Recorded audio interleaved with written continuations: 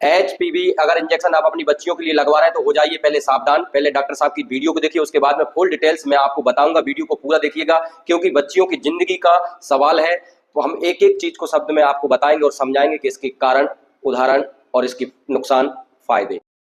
अगर आप पेरेंट हैं और आपके घर में बेटी है और बेटी की उम्र अगर 9 से 14 साल के बीच में है तो ये वीडियो आपको सीरियसली देखना ही चाहिए।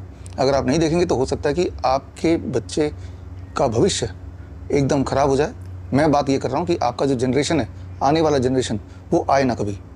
एक ऐसी प्लानिंग ऑलरेडी हो चुकी है, लॉन्च हो चुकी है भारत में, जिस प्लानिंग के तहत छोटे बच्चों को एचपीवी वैक्सीन दिलाया जाने लगा है, ह्यूमन पेपिलोमा वायरस वैक्सीन।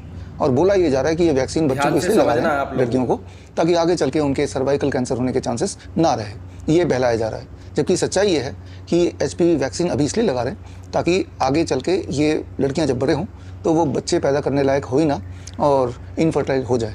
तो ये बात जो मैं आपको बता रहा हूँ, ये सबूतों के साथ आज से 2 साल पहले ऑलरेडी मैंने बता चुका था। तो आगे 2024 वाला मेरा पूरा वीडियो देखिए, सारे एविडेंस देखिए, सारे एविडेंस डाउनलोडेबल है। जो मैं एविडेंस दूंगा और सारे एविडेंस डाउनलोड करने के लिए स्क्रीन पे दिए हुए लिंक में जाके जो एविडेंस दूंगा वो डाउनलोड कर सकते हैं। एक कहानी के रूप में वो मैं आपको समझाने की कोशिश कर रहा हूँ, जो आज से 2 साल पहले का वीडियो है उसको, ताकि आप उसको देखें, देखने के बाद फिर समझें, फिर फैसला सिर्फ ये ना लें कि भाई मेरी बेटी को ये वैक्सीन लगना चाहिए कि नहीं, एचपीवी वैक्सीन, बल्कि फैसला दृढ़ निश्चय ये भी कर लें कि आज के बाद, इस वीडियो को देखने के बाद, जितने ऐसे परिवार को आप जानते हैं जहां पे 9 साल से 14 साल के बीच की उम्र के बच्चे हैं, उन सबको ये वाला इंफॉर्मेशन जरूर दें। ये आपकी रिस्पॉन्सिबिलिटी है। आप नेकेड एम्पर सिंड्रोम का हिस्सा ना बने। बल्कि मैं तो ये भी चाहूँगा कि आपके आसपास जितने भी ऐसे स्कूल हैं जहाँ पे ये ड्राइव चलने वाला है या चल रहा है या चल चुका है, वहाँ तक भी पहुँचिए और जहाँ तक हो ये बात पहुँचाइए। बिकॉज ये मामला है हमारे फ्यूचर का। फ्यूचर ही नहीं रहेगा, क्योंकि आने वाले समय में अगर सारे बच्चों को, लड़कियों को अभी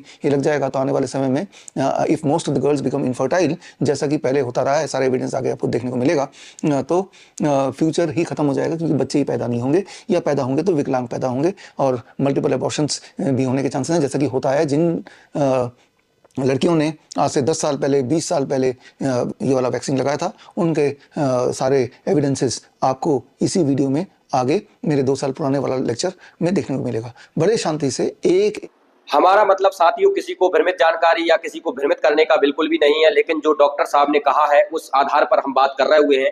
जो उन्होंने एविडेंस के बारे में बात कहा है, तो उन्होंने जो बात पर हम बात आपको बता रहे हैं और समझा रहे हुए हैं कि सरकार को अगर लगता है कि इंजेक्शन से इनको फायदा है और ये बच्चों के लिए लाभदायक है, तो इसके लिए एक शपथ पत्र और एक शपथ पत्र नोटिस भी जारी करे कि अगर किसी को नुकसान होता है आने वाले समय में, इससे किसी के कोई भी कारण बस बच्चादानी सुकड़ती है, बच्चादानी या मां नहीं बन सकती है, तो इसके जिम्मेदार स्वयं हम सरकार होगी। ये सरकार को अपना एक कदम उठाना चाहिए। दूसरी बात, जब कोरोना वैक्सीन का टाइम था उस समय सरकार ने बढ़ चढ़कर हिस्सा लिया था और लोगों को जागरूक करने के लिए बोला गया था कि भाई आप वैक्सीन लगवाओ, वैक्सीन लगवाओ। जब लोगों ने लगवाने से इनकार किया तो सरकार ने दबाव बनाया लोगों पर। दबाव बनाने के बाद में जब कोर्ट में ये केस गया, जब 3-4 साल बाद जब कोर्ट में केस गया कोरोना वैक्सीन पर, तो सरकार का जवाब आया कि हमने किसी भी प्रकार की किसी व्यक्ति से जोर जबरदस्ती नहीं की थी कोरोना वैक्सीन लगाने के लिए। ये सरकार ने कोर्ट में, हाई कोर्ट में अपना हलफनामे में ये उन्होंने अपना सफाई दी है कि हमने किसी व्यक्ति को जोर जबरदस्ती नहीं की थी, स्वयं लोगों ने बढ़ चढ़ करके अपना वैक्सीन लगवाया है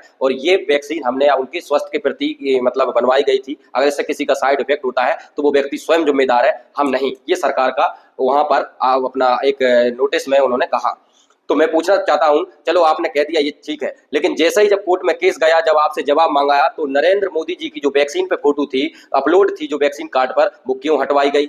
इतना डर किस बात का था? तो वो फोटो रातों रात फोटो हटवा दी आपने वैक्सीन पर। चलिए वो चीज छोड़िए, हमने आपकी बात को मान लिया कि आप जो एचपीवी इंजेक्शन लगवा रहे हैं, ह्यूमन पेपिलोमा वायरस जो इंजेक्शन आप बच्चियों के लिए लगवा रहे हैं, 9 से 15 साल की बच्चियों के लिए, क्या आप गारंटी दे सकते हैं कि ये सिर्फ ब्रेस्ट कैंसर जो होता है बच्चियों में, या जो समय अपने प्राइवेट जगह में जो कैंसर होती है, बहुत सारी जगह पर जो कैंसर होती है, तो उसके लिए ही ये वैक्सीन है? लेकिन जब हमारे जो डॉक्टर बता रहे हुए हैं, जिन्होंने इस चीज पे काफी ज्यादा रिसर्च किया हुआ है और 2024 में उन्होंने ये बता दिया था कि एचपीवी जो इंजेक्शन है, इससे जो बच्चियों को अगर लगता है तो इससे उनकी बच्चादानी सिकुड़ जाती है और ये मां बनने के योग्य नहीं रहती हैं। अगर गलती से कोई मां बन भी जाती है तो विकलांगता के रूप में बच्चा जन्म लेता है। इसका जिम्मेदार कौन होगा? क्या सरकार हमारी इसके लिए अपना जिम्मेदार स्वयं मानेगी? या नहीं मानेगी? इसका जवाब सरकार को देना चाहिए। और ये डॉक्टर लोग, ये मैं नहीं कह रहा हूं, जब वो डॉक्टर लोग कह रहे हुए हैं और वो जानकारी दे रहे हुए हैं तो क्या कारण है? जो 2024 में इसके बारे में बता दी गई थी और हमारे भारत में कई जगह इस इंजेक्शन पर अभी भी कोर्ट में केस चल रहे हुए हैं, फिर आपने किस पर्पज से इस इंजेक्शन को लगाने के लिए छूट दी है? इसका जवाब सरकार दे और बताए। जैसा आपने कोरोना वैक्सीन पर झूठ बोलकर लोगों को वैक्सीन लगवाई है, क्या उसी तरीके से फिर ये बच्चों के साथ खिलवाड़ की जा रही है? इसका जवाब दे। ऐसा डॉक्टर साहब बोल रहे हुए हैं तो सरकार से मेरा भी विनती है कि आप उनको जवाब दीजिए। और वो इस तरह की भ्रमित जानकारी अगर वो गलत फैला रहे हैं तो ये गलत है, अगर वो सही कह रहे हैं तो फिर हमारी सरकार गलत है। आप लोगों की क्या राय है? कमेंट्स बॉक्स में अपनी राय जरूर देना। और डॉक्टर साहब के चैनल पर जाकर उनकी वीडियो HPV के जो इंजेक्शन इसके ऊपर से उन्होंने काफी वीडियो डाली हुई है, जो हमारे डॉक्टर साहब है विश्व राय चौधरी जी, आप जाकर उनकी वीडियो देख सकते हैं।